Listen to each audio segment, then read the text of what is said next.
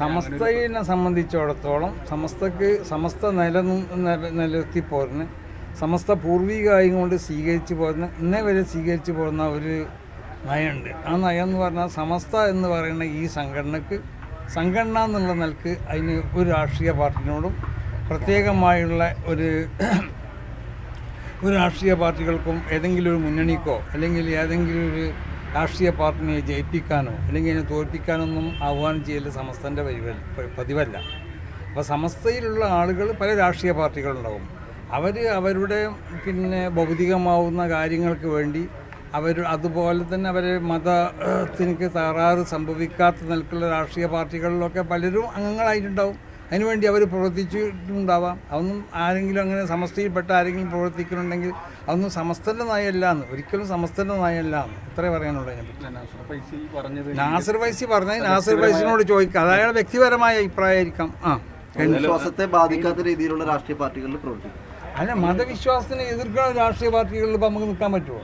മതവിശ്വാസത്തിനെ ഇവിടെ സമസ്തക്ക് നയം എന്ന് പറഞ്ഞിട്ടാണെങ്കിൽ ഈ ഇന്ത്യ രാജ്യത്തുള്ള മതസൗഹാർദ്ദം ഇവിടെ നിലനിൽക്കണം. ഈ ഇന്ത്യ രാജ്യത്തുള്ളതായ മതസൗഹാർദ്ദം മാത്രമല്ല, മനുഷ്യന്മാർ തമ്മിലുള്ള സൗഹാർദ്ദം ഇവിടെ നിലനിൽക്കണം. ഇന്ത്യ രാജ്യത്തിൻ്റെ പാരമ്പര്യം ഇവിടെ നിലനിൽക്കണം. ജനാധിപത്യം ഇവിടെ നിലനിൽക്കണം. ഇവിടുത്തെ മതന്യൂനപക്ഷങ്ങൾ, മുസ്ലിങ്ങളടക്കമുള്ള മതന്യൂനപക്ഷങ്ങൾ, ആ മതന്യൂനപക്ഷങ്ങൾക്കുള്ള അവകാശങ്ങൾ ഇവിടെ സംരക്ഷിക്കപ്പെടണം. ഇതൊക്കെ ആരാണ് ചെയ്യുന്നത്? അങ്ങനത്തെ എല്ലാ ഏത് പാർട്ടിയിൽ നിന്നവരാണെങ്കിലും അവരിലൊക്കെ പ്രവർത്തിക്കുന്നവർ സമസ്തകളുടെ ജമീയത്തിൽ ഉലമയോട് ബന്ധപ്പെട്ടവരിലുണ്ടാവാം. ഈ മതവിശ്വാസം സംരക്ഷിക്കുന്ന പാർട്ടികളുമായി കൂട്ടുകൂടുന്നത് വെറും മതവിശ്വാസം എന്നല്ല പറഞ്ഞത്, മനുഷ്യന് ആവശ്യമാവുന്ന കാര്യങ്ങൾ മതവിശ്വാസിക്ക് മതവിശ്വാസം സംരക്ഷിക്കപ്പെടണം, അതാണ് പറഞ്ഞത്. മുസ്ലിങ്ങളടക്കമുള്ള ന്യൂനപക്ഷങ്ങളില്ലേ, ഇവിടുത്തെ ക്രിസ്ത്യാനികളെ മതവിശ്വാസങ്ങൾ സംരക്ഷിക്കപ്പെടണം, മതവിശ്വാസങ്ങൾ സംരക്ഷിക്കപ്പെടണം.